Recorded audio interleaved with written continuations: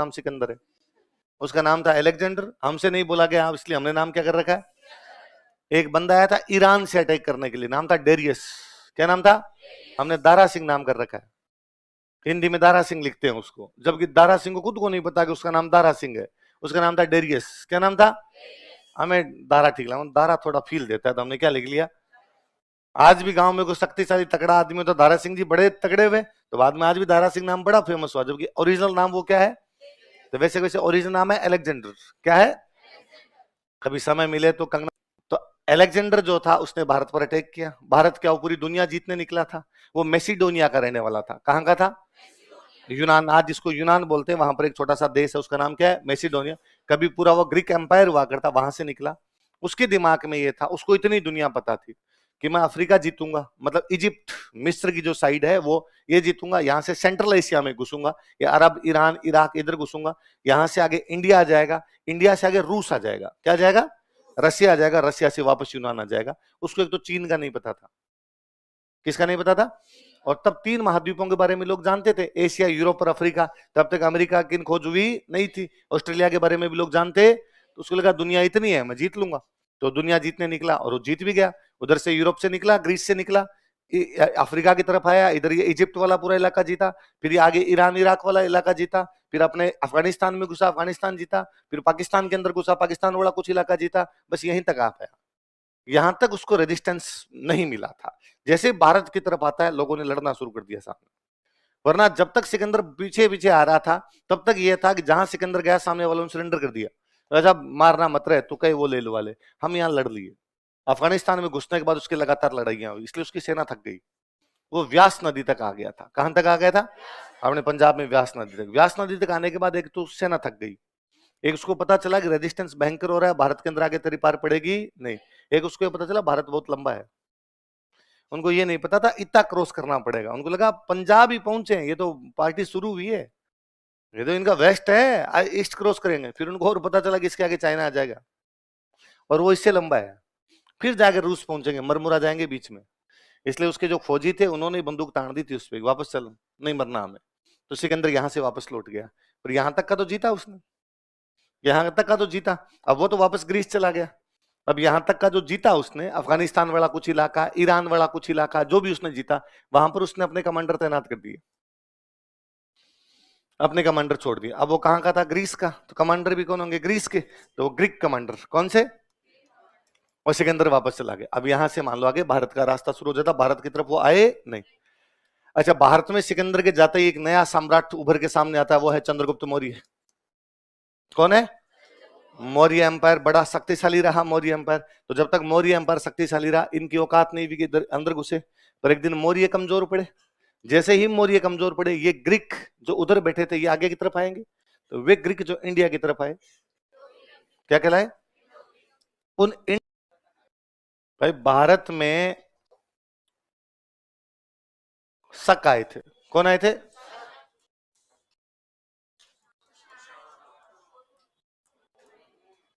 बाहर के 3 बड़े जो कोई ट्राइबल जो भारत में है, उनमें से 3 बड़े ये हैं। कौन कौन? तीनों सेंट्रल एशिया की तरफ से आए, भारत में राज भी किया इन लोगों ने, भारत में रहे हैं, तो वापस तो नहीं गए, ये रहे हैं। क्या आप किसी आदमी को आज देख के कह सकते हो कि तेरे पे मेरे को शक है, तू तो थोड़ा शक है? कह सकते हो? या किसी को देख के आप कहोगे थोड़ा थोड़ा हूं लग रहा है, इधर से दिखा कुसाण कुसाण है पूरा फेस तो तेरा, नहीं है ना, इसका मतलब हमारे में घुल मिल गए। हमारे अंदर ये किसी ना किसी जाति के अंदर समाहित हो गए, बाद में वो एग्जैक्टली अब उनकी वो जो पहचान थी वो गायब हो गई।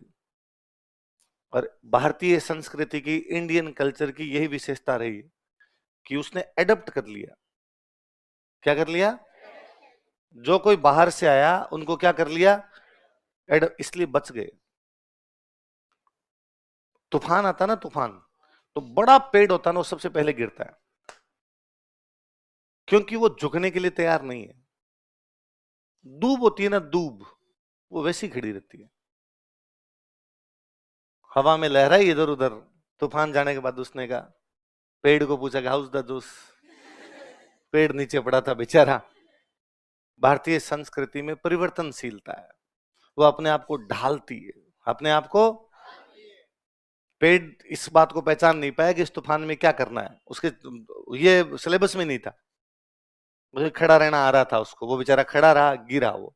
भारतीय संस्कृति के अंदर ये चीज रही, इसलिए 5,000 साल से भी अधिक की संस्कृति है, 10,000 साल से भी अधिक की संस्कृति है एक जैसी चीजों को लिए हुए। कि सिंधु घाटी सभ्यता के लोग हैं वो भी बैल की पूजा कर रहे हैं, बुल, और 2026 में भी हम सेम कर रहे हैं, वही नंदी बैल। मैं कहता हूं आज भी गांव में गाय के बच्चे को, बछड़े को घर वाले डंडा नहीं मारने देते। गा माता गोमतीन टोगड़ियो गणेश, वो जो टोगड़िया है, वो जो बछड़ा है, वो किसके समान है? आज भी गांव में जो सांड होता है, सांड जो हम छोड़ देते हैं बैल को, वो जब मर जाता है गांव में उसकी मूर्ति लगाई जाती है। एकदम मेरे तो गांव में जो घर है उसके ठीक बाहर निकलते ही सांड की बहुत बड़ी मूर्ति लगा रखी है। गांव वहां चौक है, चौक में गांव वालों ने मूर्ति लगाई। सिंधु घाटी सभ्यता, इंडस वैली सिविलाइजेशन आज के लगभग कोई 4600-4700 साल पहले चली जाती है। पीपल की पूजा कर रहे थे, किसी कर रहे थे? आज भी हर वैशाख के महीने में गांव में मम्मी सुबह जल्दी उठ के पीपल में पानी डालती है, पीपल सिंचा। हमारी सभ्यता वैसी वैसी बनी रही, वरना दुनिया में जहां पर नई संस्कृति आई वो पुराने वाली को खा गई। पुरानी वाली वहां पर बाद में दिखी, हमारे उल्टा है, हमारे नई आई, वो कहां गई उसको खुद को ही नहीं पता, हम खा गए उसको, हमने अपने अंदर ही मिला लिया उसको, बाहर जाने। उनकी कुछ बातें हमने ले ली होगी, हमारी कुछ बातें उनको देती हो। बैठो यहीं पे, मत लेटेस्ट कहता हूं, ज्यादा दूर जाने की आवश्यकता नहीं। ये पारसी गुजरात के अंदर बैठे ईरान से आए थे सारे सारे के सारे, ईरान का नाम पर्सिया है, पर्सिया के लोग पारसी, सारे के सारे यहां से आए। इस्लाम आया, उधर मुसलमान राजा आए, मुसलमान राजा तो उन्होंने कहा भाई चेंज करो रे तुम, तो कई लोग चेंज हो गए, कई लोग मार दिए गए, कुछ भागे वहां से, भाग के गुजरात आ गए अपने। गुजरात आने के बाद गुजरात के राजा को मैसेज किया उन्होंने, पानी पानी में, उधर से सीधा पानी में उतरोगे गुजरात की तरफ आओगे इधर। गुजरात के राजा को कहा गया हमें गुजरात में रहने की परमिशन दे। कहते हैं गुजरात के राजा ने उनको एक दूध से भरा हुआ गिलास भेजा, ये जगह फुल है, जैसे गिलास में और दूध नहीं आ सकता वैसे तुम भी अब गुजरात में। वो जो पारसियों का सरदार था, जो उनका कमांडर था, वो इंटेलिजेंट था, उसने उस दूध वाले गिलास के अंदर चीनी डाल के वापस भेजी कि दूध तो नहीं आ सकता, चीनी तो आ सकती है, तो हम चीनी है, हम आ जाएंगे इसके अंदर गुजरात में और तुम्हें नुकसान पहुंचाएंगे, जैसे चीनी दूध को मीठा कर देती है, हम तुम्हारे समाज को अच्छा ही बनाएंगे। राजा को आइडिया बड़ा पसंद आया, उसने कहा कम आ जाओ तुम भी रहो इधर।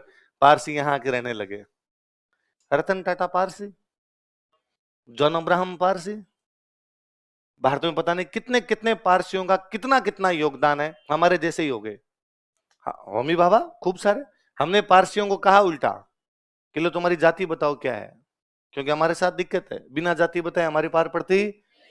जाति ऐसी है कि जो कभी जाति नहीं है, मरने के बाद भी जिंदा रहती है। हमारी तो जाति फलानी जात का आदमी मरा है, हम तो उस टाइप के लोग हैं। तो हमने उनको कहा जाति बताओ, उनका हमारी तो होती नहीं है। हमने कहा ना ना, भारत में तो बतानी पड़ती, भारत में रहना तो पहले जाति बनाओ खुद की। इसलिए पारसियों ने जातियां बनाई। पारसियों की जातियां मिस्त्री, इंजीनियर, बैंकर, दारू वाला, टायर वाला, बाटली वाला, फर्नीचर वाला, जो जैसा काम करता था बेचारे ने वैसी जाति बनाई, पर नाम के पीछे लगाए। बाटली वाला, दारू वाला, फर्नीचर वाला, इंजीनियर, खूब सारे नाम मिलेंगे ऐसे। गुजरात महाराष्ट्र में लोगों के सरनेम में टाटा, किसी नाम की वजह से उन्होंने लगाया होगा, कोई टाटा, टाटा हो गया। आज हम लगता टाटा जाति, टाटा कौन सी जाति है? आपने आसपास में कहां देखा कि उनका ब्याह टाटा में हुआ है? पर टाटा है ना भारत के अंदर, ऐसे खूब सारी चीजें मिलेगी आपको। तो भारत ने बाहर से आने वाली चीजों को ग्रहण किया है, ग्रहणशीलता का सिद्धांत रहा भारतीय संस्कृति में, इसीलिए बच गए। इसलिए जब सारे जहां से अच्छा गाते हो तो उसमें एक लाइन है, यूनान, मिस्र, रोमा सब मिट गए जहां से, कुछ बात है कि हस्ती मिटती नहीं हमारी। यूनान मतलब ग्रीक सिविलाइजेशन, मिस्र मतलब इजिप्ट सिविलाइजेशन, यूनान मतलब सॉरी रोमा मतलब रोमन सिविलाइजेशन। दुनिया की बड़ी बड़ी सिविलाइजेशन थी, नामो निशान नहीं है, कहां चले गए? वो मिस्र के पिरामिड बनाने वाले लोग कहां गए, उनके बारे में कोई जानकारी? हम वैसे वैसे पढ़े हैं। कुछ बात है कि हस्ती मिटती नहीं है हमारी। हमारे शक आयर, हूण आयर, कुषाण आयन, इंडो ग्रीक आयर, इंडो सैसेनियन आयन, पहलव आयन, पता नहीं कौन कौन से, पुर्तगाली आयर, अंग्रेज आयर, फ्रेंच आयन, मुसलमान आयन, मुसलमानों में भी अलग अलग भांत के अलग अलग कबीले आए, थोड़े दिनों बाद हमारे जैसे हुए। उन्होंने अपने वाली चीजें ले लवा ली, अपने पे ज्यादा कोई प्रभाव पड़ा। पूरी दुनिया के अंदर इस्लाम जब आया तो इस्लाम ने कहा कि भगवान एक है, उसके अलावा और किसी की भी पूजा करनी, एक भगवान केवल उनकी पूजा करनी है। फिर आए वो भारत। भारत में आके देखा गया तो भगवान एक है ही नहीं भाई साहब, यहाँ तो बाटा बाटा बोमियो है। संतों की पूजा भी, पीर बाबाओं की दरगाह है जगह जगह, और सारे के सारे मुसलमान पीर बाबाओं की दरगाहों को मानते हैं, हिंदू भी उन पीर बाबाओं की दरगाहों को मानते हैं। लेकिन इस्लाम का मूल सिद्धांत कहता है कि ना, ये तो हो ही नहीं सकता, अल्लाह एक है, अल्लाह के अलावा किसी की पूजा हो ही नहीं सकती, अपने यहाँ पीर बाबाओं की पूजा है। जब तक भारत नहीं आया तब तक ये माना गया म्यूजिक हराम है, संगीत नहीं हो सकता, गाना बजाना बंद करो रहा है, कोई गाना बजाना नहीं होगा। भारत में जितने कोई कट्टर राजा उन सब ने म्यूजिक पे रोक लगाई, औरंगजेब ने सबसे पहले संगीतकारों को दरबार से बाहर निकाला। जब इस्लाम कहता है म्यूजिक नहीं हो सकता तो नहीं हो सकता, फिर भारत आए वो। फिर दरगाहों के अंदर अभी भी आप जाइए, मौला मेरे भर दे झोली मेरी ये मोहम्मद, जाए ना तेरे दर से कोई खाली, जगह जगह गीत है, बिना गीत के कुछ है ही नहीं। बॉलीवुड के सारे सॉन्ग सुन लोगे कहीं ना कहीं कुछ ना कुछ वर्ड्स है अपने, तो म्यूजिक पूरा का पूरा हुआ। तो भारतीय संस्कृति ने अपने अनुसार ढाला। तो शक, हूण, कुषाण, ये सब जातियां थी उस टाइम की जो बाहर रहती थी। भारत में तो हर हर महादेव का नारा हूणों का है, आज भी अपने को जो सतत हर हर महादेव, ये हूण लाए थे। हूण जब कहीं पर अटैक करने के लिए जाते तब जोर से बोलते थे हर हर महादेव। उसके बाद में ये था पॉपुलर हुआ कि अपने भी अब बिना अटैक ही बोलते हैं। अच्छा, अब बड़ा अचंबा ये भी लगता है कि सर हूण हर हर महादेव क्यों बोलते, क्या वो शिव जी के भक्त हैं? हाँ, पर जब हम ये कहते हैं कि भारत में शिव जी की पूजा होती है, तो भारत कौन सा, आप किसको भारत मानते हो? आप कहते हो सर पाकिस्तान से पहले पहले बड़ा भारत, ये तो 1947 की बात बना है। 1947 से पहले तो अफगानिस्तान तक भारत था, पाकिस्तान तक भारत था, अफगानिस्तान की जहां से बाउंड्री शुरू होती है। और उससे थोड़ा पहले और जाएंगे तो अफगानिस्तान तक ही भारत था, उससे थोड़ा और पहले जाएंगे तो ईरान तक भी भारत था। ये तो पूरा आर्यावृत था, जो आर्यों द्वारा आवृत है, आर्य जहां पर छाए हुए हैं वो सारा आर्यवृत था। तो चीजें तो वो की वो पूजा हो रही थी, उधर वाले धीरे धीरे खत्म हो गए जैसे जैसे नई कल्चर आई। हम बैठे हैं, उधर वाले इधर भी आ गए तो यहाँ आके खो गए, उनकी खुद की अब कोई अलग से पहचान। हमने अपने अंदर उंदरी मिला मुलू के मामला सेटल कर लिया। इवन हूणों का तो हम पढ़ेंगे, हूणों ने तो अपने राजाओं में रिश्तेदारियां की है, अपनी खूब सारी रानी